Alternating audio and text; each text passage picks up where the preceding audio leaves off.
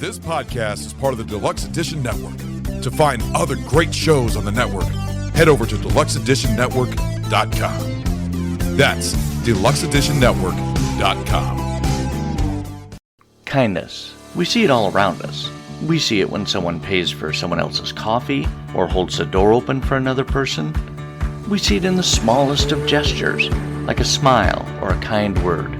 But it's different when we turn on the news or social media. Oftentimes, what we hear about, what outlets are pushing, is the opposite of kind. Welcome to the Kindness Matters podcast.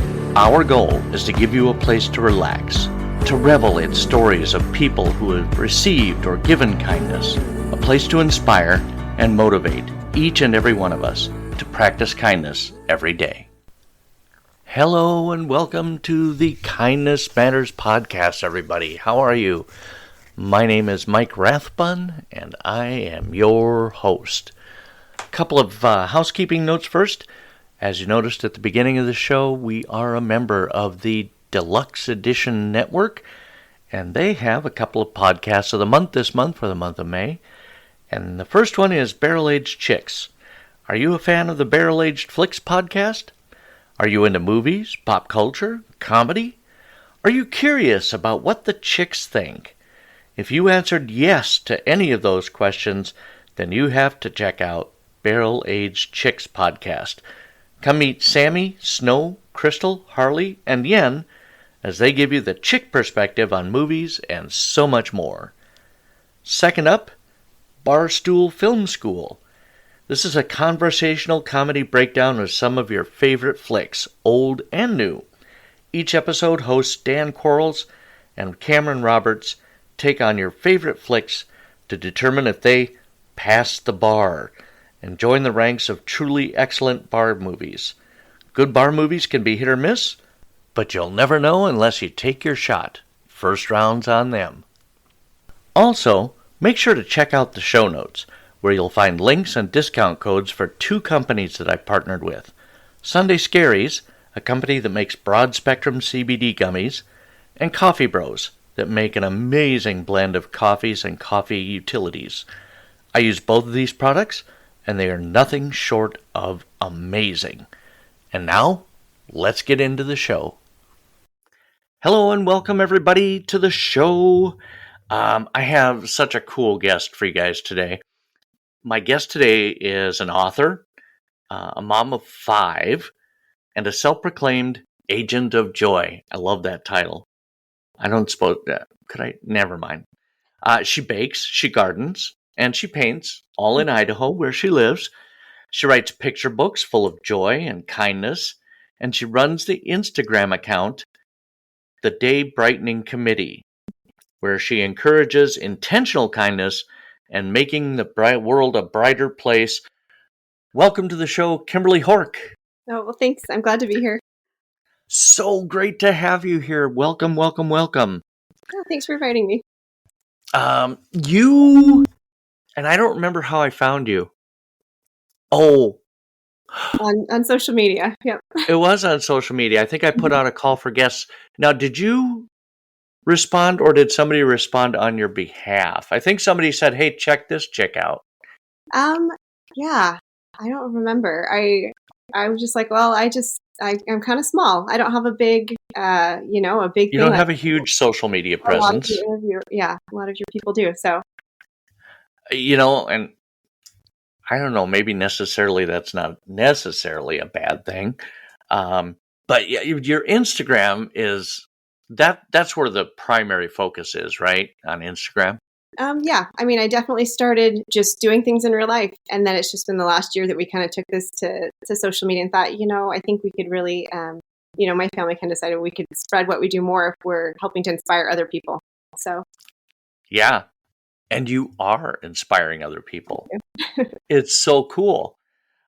Because, so now, mom of 5 kids, you're just at home in Idaho doing life.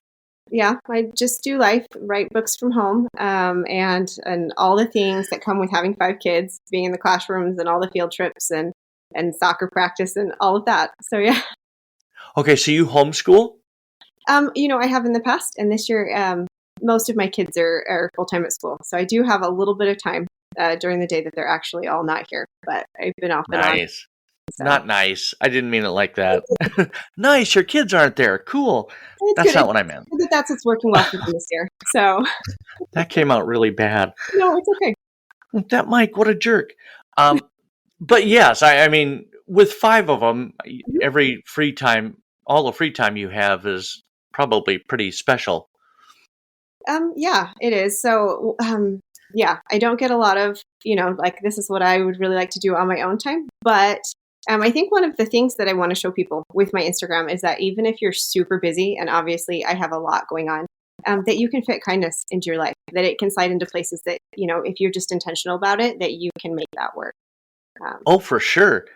And you do that really well. There are so many examples, and we can talk about all of them. But how did you get into this? I mean, was it just you wanting to teach the kids about kindness and being nice to others, or what started this whole thing on a roll? So the Day Brightening Committee itself started when I was in high school, and I was, just having a regularly scheduled bad day. And, after class, my friend comes up to me and she goes, "What's wrong with, the kid sitting next to me?" And I was like, "I don't know." Cause I'd just been thinking about, how my morning was going. And she's like, "He had his head down all morning. We should do something to make his day better." And I was kind of like, "Oh, okay. Like whatever. That sounds fine." And we ended up, we just like drove during lunch to the store and bought him, some balloons and some things to decorate his car. And his reaction was so amazing that I was kind of like, "Oh, wow." And I kind of forgot whatever it was. I still don't remember. I remember the name of the kid. I remember what we did. I don't remember why I was having a bad day.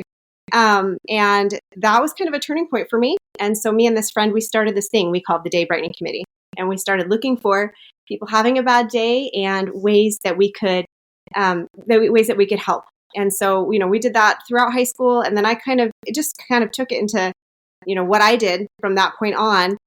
And it wasn't until COVID happened and, that I kind of took, with my kids, we're like, what can we do together? And we kind of took that Day Brightening Committee name back on. I said, we're going to do a thing and we're going to start to do this. So yeah, that's kind of how that happened. And we'd kind of been doing it for a while. And I'd kind of been thinking like, it'd be really cool if we could find a way to share this and inspire people. Just because there is so much negativity, especially on social media, to kind of be a voice of like, there's people doing this. Like, you won't be alone if you do this. So, yeah. So the kids are all like, "What can we do?" And you're like, "Well, let me tell you, back in the day, Mom was pretty cool." Exactly. But and we all have that person in our life who kind of like sometimes is the impetus or the poker. Hey, let's do this. Yeah. And it'll be good.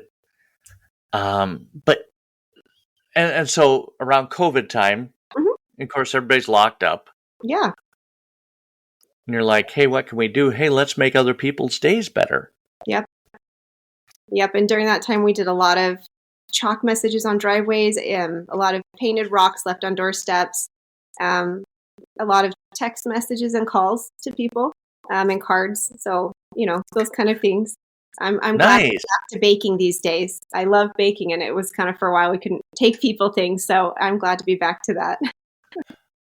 So you take people bake things? That's nice. Yeah. I love to do that. I think, especially if we see a moving truck on the street in the neighborhood, that's my cue. We go home, we make bread, and then we show up with bread because I'm like, even if people are like, "Oh, I don't know if I want to eat that," it makes your house smell like home, right? Right. So I love the smell of baking bread. That's so funny. I had a guest on one time, and he does a lot of philanthropy work, and he works with a homeless center in his area. And apparently they make a lot of pear bread. Huh. Have you ever? You've never heard of it. I can tell by the look on your face. But they bring it so much that whenever he happens to drop by, whether it's just, whether it's with baked goods or not, they'll go, "Pear bread?" He'll go, "Not this time."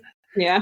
So, but because I think we've gotten I remember when I was in school, every mom baked something, usually for your birthday, right? Mhm. You'd bring cupcakes in, mom would make cupcakes or what have you. And now it's like, yeah, we don't want that home baked stuff Mhm. because it has to be store bought. And I'm like, no, that's no fun. I know. That It is, sucks. it is a treat, I think, for people to get something that someone made, in their kitchen. And that's not to say if you don't have time to bake something, that something, from a store doesn't also send a Right. message of I love you. But there is something I think special about this is from my kitchen, and it requires a little bit of trust, I think, between you and me that True. that this is going to go well.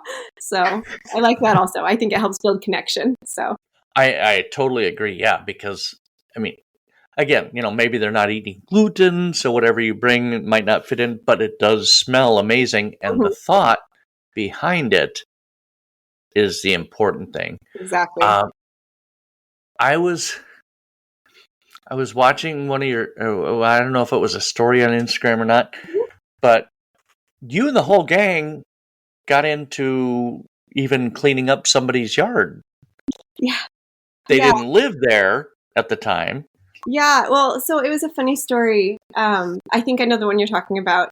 And, there was a neighbor and they were new, but they had gone on vacation. And I knew because I talked to them and she's like, yeah, we're going to go back and visit my family for a while.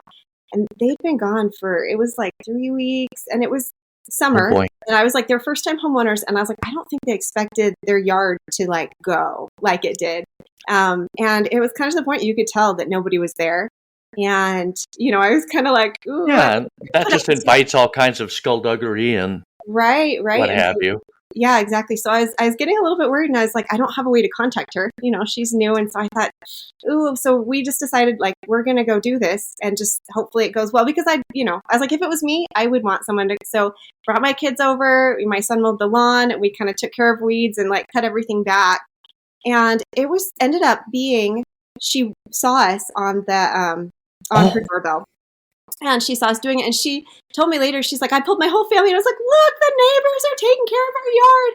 That's And so cool. yeah, it wasn't till later that she told me that she had decided that she wanted to stay longer with her family. But she realized she could see on her doorbell that her yard was getting out of control and she was like getting worried.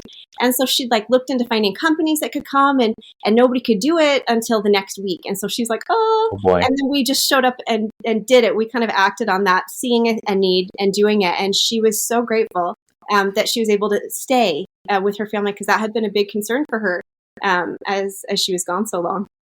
Oh wow. Yeah. It's like I want to stay, but I'm looking at my Ring doorbell and my yard looks a mess. Yeah, and people are going to know. And so, yeah, so it ended up being one of those we were worried about kind of like stepping in, but Yeah, you do. You're like, well, how are they going to take this? Mhm, right. And I And you was just like, back to trust. You just trust that they'll take it with in the way that it was meant, which was purely out of love and care yeah. and kindness. And I think in all the time that we've been doing, all of our day braiding, we have yet to run into someone who's really angry at us.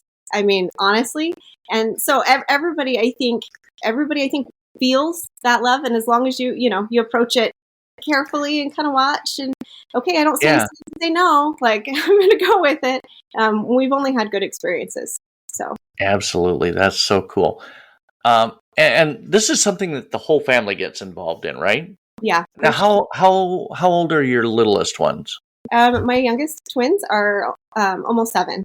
So, Okay, so so they're old enough to pull weeds and yeah. what have you. So it's not like the state's going to get a call about child labor or something. No. They're probably more into it than anyone else. We'll be driving home and they're like, Mom, I see trash. We should go get out and, pick up trash today. And so I think they get us out more than anybody else just because we've just been doing it so long. It's a part of who they are. You, my friend, are a great parent.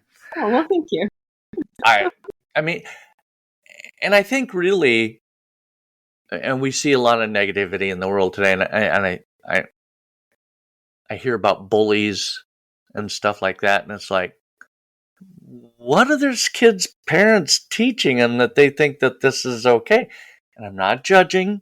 Everybody has their, parenting niche or their way of doing it, but I do think that as long as you've got like 5 kids who are going to grow up to be amazing human beings. That's honestly And what I'm hoping. I'm like, every parent has different skills and different abilities, and this is something that I can help teach my kids, and hopefully they can take that with them as they go. I know that a lot of people, all of those large families out there, we hear a lot from people about like, oh, you must have your hands full, and oh, look at all this that you're adding, this strain you're adding on the environment. And I see it a very different way. I see it as if I'm invested and if I'm helping to teach these kids what I want them to go forward with, then I'm now like multiplying the goodness in the community. And I think that's so valuable. I think that if we can raise a generation of kids who think in kind ways, then that's the best thing that we can do for the future.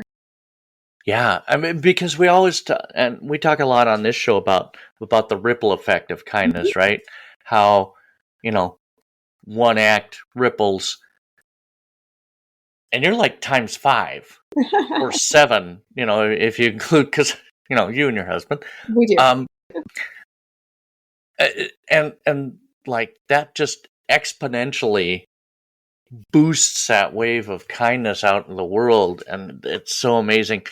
Talk to me about being weird. Okay, I'll tell you about inside that. joke, folks. Yes. Okay, so one of the things that is really difficult about trying to do kind things, a little bit what we talked about, is you do kind of have to worry about, like, I hope I'm not stepping on toes. Is a lot of times I have to think, like, I've got to do something weird in order to do something kind. Like, a lot of times that's just the way it is. And you have to, like, go up to somebody's door, or you have to, like, ask a question that most people wouldn't ask, like, how are you? Or what's really going on, or how can I help? Like, it's a little bit weird, and it's a little bit putting yourself out there. But I think with most other things, the more you practice, the less weird it gets. And sometimes I even catch myself. I had a video just this week about something that I thought, I was driving home and I passed this lady who had just the tiniest little bitty baby, and I thought, oh, how sweet! I should bring them something. And then I went, well, what can I bring someone I don't know at all? Because that's a little bit weird. I don't want her to be weirded out that I know that she had a baby because I saw them outside, And I spent a whole week just like, okay, like, what's not weird? And in the end, I just realized it matters so much less, like, what it is. And it's just that I reach out. And that makes such a difference. And I think kindness has this kind of stigma about it where it's like it has to be. So people, I think, who do negative things, and people, right, I think, who even talk about their passions, the travel influencers, the fashion influencers, they're not worried so much like, what are people going to think about this? Right. So why should we put that, that filter on kindness? And I just think it just hurts everybody when we kind of put that would be out of my comfort zone filter on kindness. Yeah, and I think you're absolutely right, because we do that. And I know there was a lady in a grocery store. This was back mm-hmm. a while, and it was like the very beginning of spring. And oh God, maybe was it last year? I don't remember. But at any rate, she was in the store. She was in the grocery store, and she had on this brilliant yellow blouse. Mm-hmm.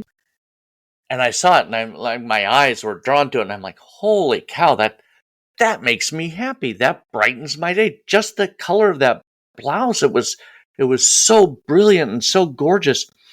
And I almost talked myself out of doing it, because I thought, here's this strange guy in a grocery store, and he's going to come over and he's going to compliment that blouse. And I'm like, no, don't. She needs it.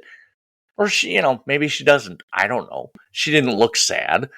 But so I gathered up my courage, and I walked over to her. I said, I'm sorry to interrupt your shopping, but that blouse just makes me happy. It's so bright and it's so colorful, and it just made my day seeing it. Thank you. Mm-hmm. And she did the, yeah, I'm sure. She was not expecting that, and it made her day.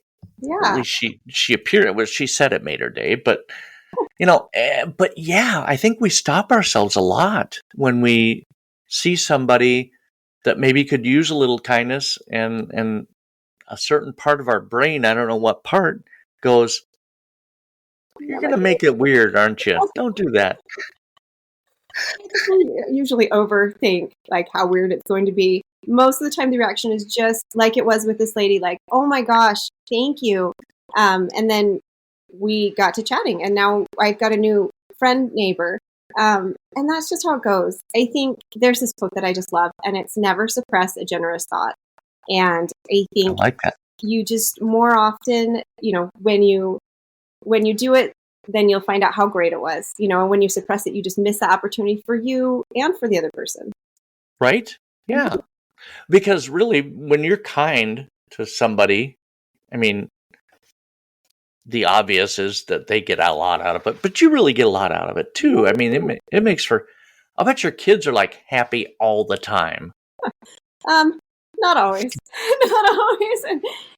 But we're working on it. And one of the things that I'm hoping they learn, and that I think they're starting to learn, is that, when they're having a hard time, which happens to everybody, right? Everybody has a day when the test didn't go well and you couldn't find the pants you wanted, and right, that happens even to my kids. Even though I love sunshine and happiness, hard things happen.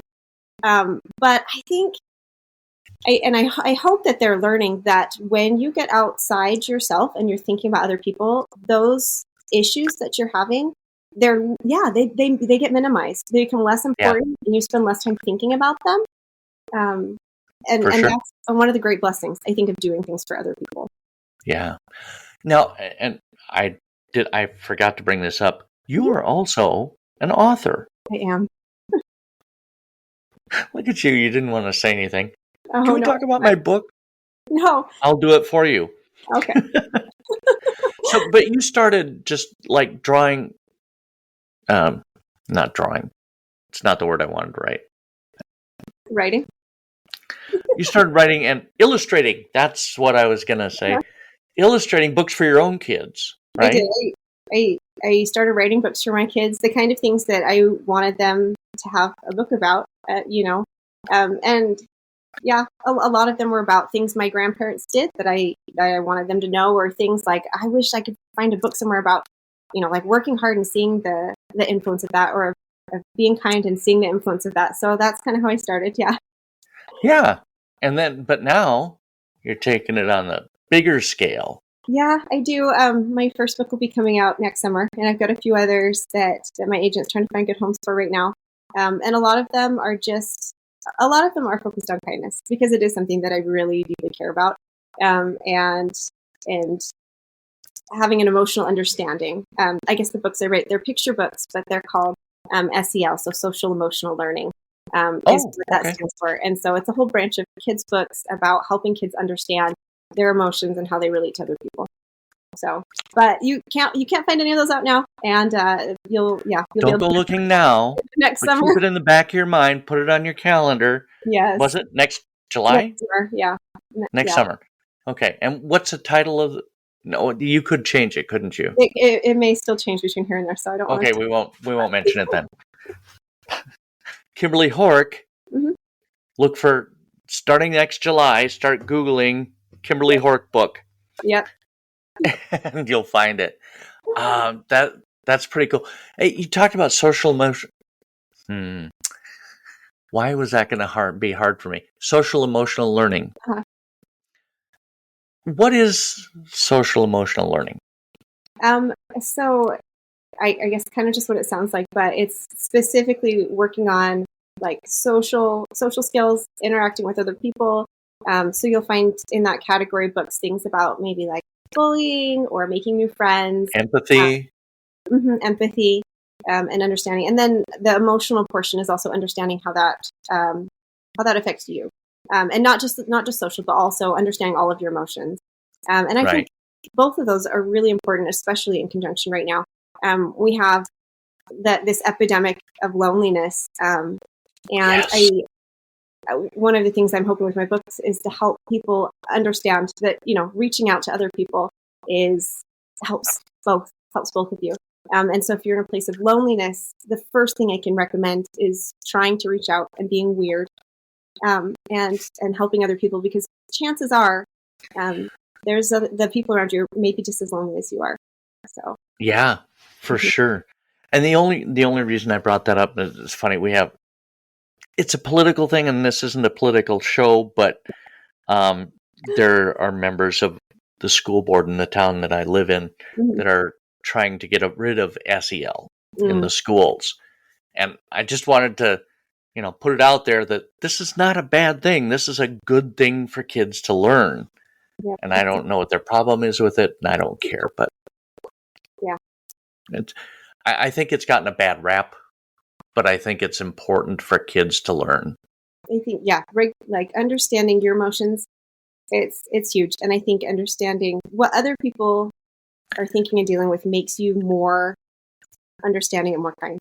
I can't think of the number of times that we've done something for someone and then to hear their backstory, right? If I knew their backstory in the first place, like if I knew about this neighbor who wanted to stay but was having a hard time, of course I would go out and do it, but you don't always know. And so just coming from a place of, just assuming like this person could be having a hard time, or with the neighbor with the tiny baby. I remember what it was like to have a tiny baby, and it's isolating, and it's, you can feel overwhelmed, and you can feel like maybe you're not, like everything that happens, you can feel like maybe you're not doing a good job. And so just to have someone who's saying like, hey, I'm here, is huge. Loneliness plays such a huge, and was it the Surgeon General who said that there's an epidemic? Yeah, definitely. And you can see it around us. Yeah. But that was the Surgeon General, and he's got a really great paper that they wrote about it, looking at numbers and suggestions on how you can help. And that's one of the things that I hope to share on our Instagram. I do, not just ways to like reach out to people and encouragements, but every once in a while I'll give a challenge for like, okay, from social media today, here's a way you can help somebody. For example, to comment on someone's social media is more, gives them more of a feeling of connection than just a like. So if you see someone who's maybe someone in your family, somebody that you actually know, and because they've done research and connections on social media with people you actually know in person are, they have a higher value. So if there's someone in your family who posts something, comment. Don't just like it. Comment. Say, wow, that's cool. It doesn't matter what you say. It can be an emoji. It really doesn't matter. But that extra effort made to comment, we internalize. Like someone made an effort to respond to what I had to say. Yes. And that makes a difference. So even just little changes, can make a difference. You didn't even get off your phone. It's just the difference between hitting like and hitting a comment and putting a heart button or a heart emoji makes the difference. Yeah. Perfect. That's so fantastic. Mm-hmm. And I shared one of your story. You did a video about, was it kindness after the fact? Yes. And about how teaching our kids that, maybe you can't be the superhero that stands up to the bully, but you can be the friend after the fact. I love that. Yeah. Can you talk about that? Yeah, I can. So one of the things I talk to my kids about at the start of the school year is, obviously kids know bullying's bad, right? They get covered that in school, and they know that hanging out with the bully, being on that side is bad. But I think it's really intimidating to be to feel like you have to be the one that says stop, and I think it's important that kids know that even if something's going on and you can't think of the right thing to say, and who hasn't been there, right? You can't think of the right thing to say in that moment, that after the fact, you can still help. There's still a difference to be made. You haven't lost that moment, like the moment's not passed. You can still go up to that person who was bullied and say, hey, what they did wasn't right. That was mean, and I'm on your side and I agree with you that wasn't right. And maybe even offer like next time, so that you're not in that situation, do you want to hang out with me over here or whatever? But just helping kids recognize that there's a lot of things that you can do to be kind, and it doesn't mean always having to be that superhero. Right. Because that can be hard to stand up to a bully. And maybe we don't always have it in us to do that. Yeah. But it doesn't have to end there. Right, exactly. There's always, if you miss that opportunity, there's more. It's not over. Yeah, it's not over. So fantastic. Kimberly Horch, thank you so much for taking the time. I know I'm taking your precious time while you're kid-free. And I trust me, it's not lost on me what you're giving up, and I appreciate you taking the time to come on the show and talk to us about it. Yeah, I'm so glad. Thank you for inviting me and giving me the opportunity to talk about what I love so much and what I think is just so important. I hope that everybody listening can, maybe feel a little bit inspired. You can fit it into your day. You can. It might take a little creativity, and it might be a little bit weird, but you can do it. Oh, fantastic. I will be in touch, and let's do this again when your book comes out. Sounds fun. Okay. We'll plug the book. All right. Okay. Thanks. Sure. Thank you so much. So much fun to talk to Kimberly Horch, the head day brightener on the Day Brightening Committee. Go make sure to check them out. The link will be in the show notes over on Instagram for the Day Brightening Committee. So many great ideas on ways to just make people's days a little better, to be a little kinder. And it's so fantastic to talk to her. She's so full of energy. I really love it.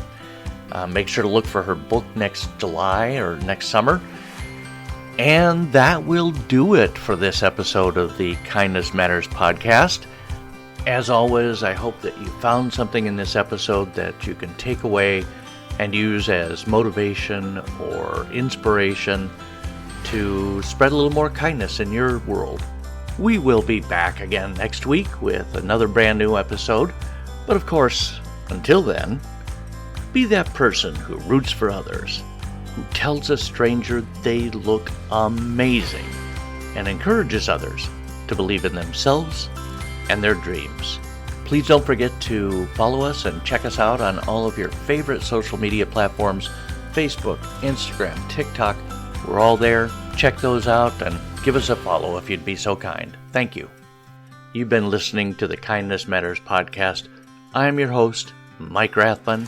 Have a fantastic week.